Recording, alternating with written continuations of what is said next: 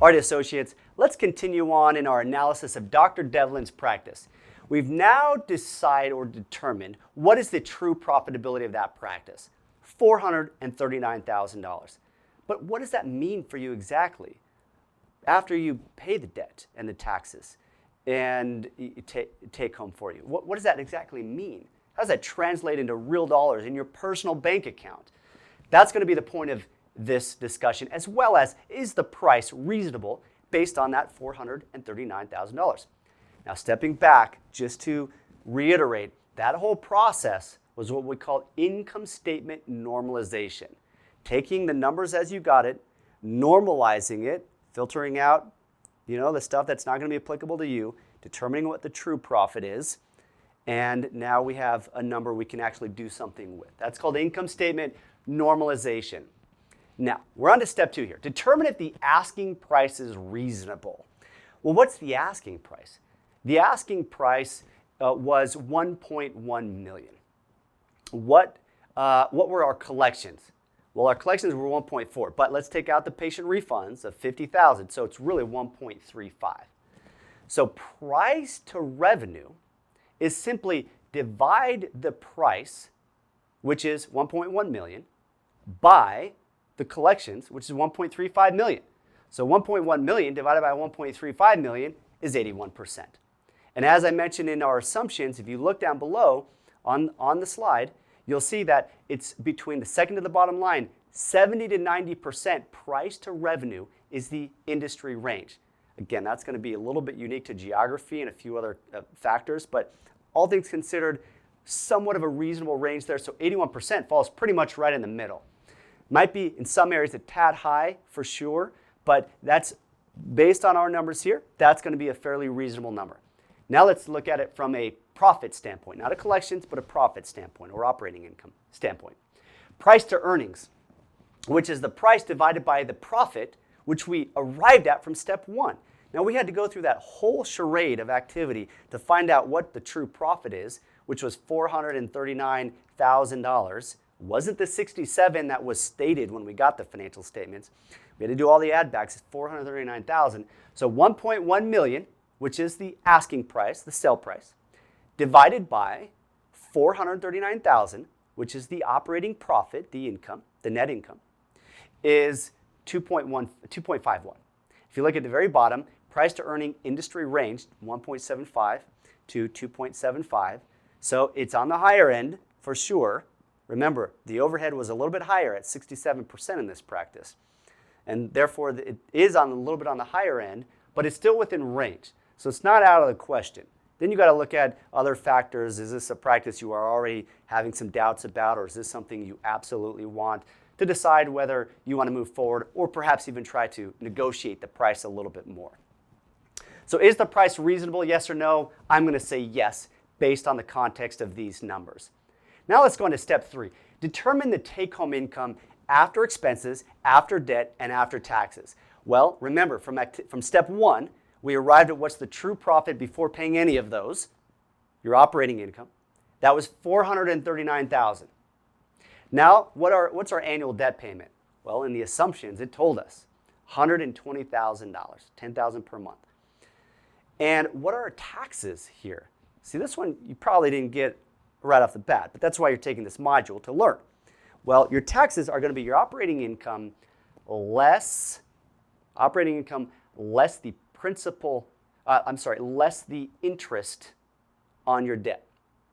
Because that $439 is before paying your interest on your debt. Now you have all your tax deductible overhead up above, and you now pay your debt. Of that amount, $50,000 went toward interest. So you're going to take $439 less the $50,000. You're going to multiply that by your tax rate, which was 30%. Now I'm leaving something out here, which is called depreciation and amortization. I get to that in another module. I'm keeping things simple here. Depreciation and amortization would drive your taxable income lower. But that's how you would arrive at your estimated taxes for purposes of this sort of project, of this workbook that we're doing, to finally arrive at your net income or your take-home income. $439 less $120 less the $116,700 equals $202,300. Per month, that's $16,583. That is the number we were trying to get at. What does this all mean? What is my take home after all the dust settles? And is this going to help me pay for my student loans and my rent and my family and everything else, my entertainment, travel, etc.? Now, look, I also do a little what if analysis here, just for fun. Actually, not just for fun. This is important. That you got to know that if your collections fell in the practice, or if they rose from what the seller had, how does this affect your take home? Well, I just ran the numbers just to give you some examples. If the collections went from 1.35, which is what they are now with Dr. Devlin, up to 1.5 million, your take home would go from 202,000, which you can see above on the screen, up to 282,000. So it goes up by about $80,000. So you had a $150,000 increase in your top line, and over half of that went to you. That's because most of your costs in a dental practice are fixed costs. Once you pierce your fixed costs, the larger share of new collections goes right to you. It's just the nature of a dental practice. That's why it's so important to get your collections past your fixed costs and into a profitable territory. And I talk a lot about that in our break-even modules in Fuel Cell number 3. Now, if your collections were to drop from 1.35 down to 1.1 million, and all your overhead stays the same, other than your labs and supplies, those are going to drop, then you're going to take home $130,000. So now you see a $72,000 reduction in your take home. That's a lot with not that much of a drop in your collections. That's why you've got to maintain those collections. It's really important that you work extremely hard when you buy that practice to maintain those collections. You might see a little dip, it's very common, but then you get it back to where it was or even better.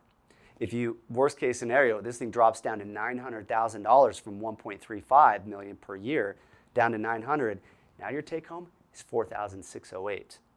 That's not a good place to be in. So I wanted to show that to you, not to scare you, but to know that it has an upside. If you collect more, then a good portion, the majority of that ends up going to you. And if you collect less, then sort of the opposite happens as well. So this was a very in-depth module about normalizing an income statement. Now there's one other thing though before I end that I want to show you, which is what's your total compensation? Well, this is step number 4. What's your total compensation? So we calculated that your total take home is $202,000, which is your profit less the debt less the taxes. So your total take home is $202,000. However, in the practice, because you paid $120,000 in debt for the year and $50,000 went to interest, that means $70,000 went to principal. So you paid your debt down by $70,000. If you maintain the collection level, then the value of the practice stayed the same, and now you've created equity in your practice of $70,000. In the same way as when you pay down your home debt, you build equity in your home, you just built $70,000 of equity in your practice such that if you went and sold it the next year, you have a $70,000 of new money. You're going to pay taxes on that, but of new money. That's called what we call equity income. And so if you add the equity income to your total take home, you're looking at $272,300. Not a bad income for a young dental associate who is just starting off in their career. This practice has some good things I would take away from it. You want to compare it to other practices that you're looking at as well to decide, is this the right practice for you?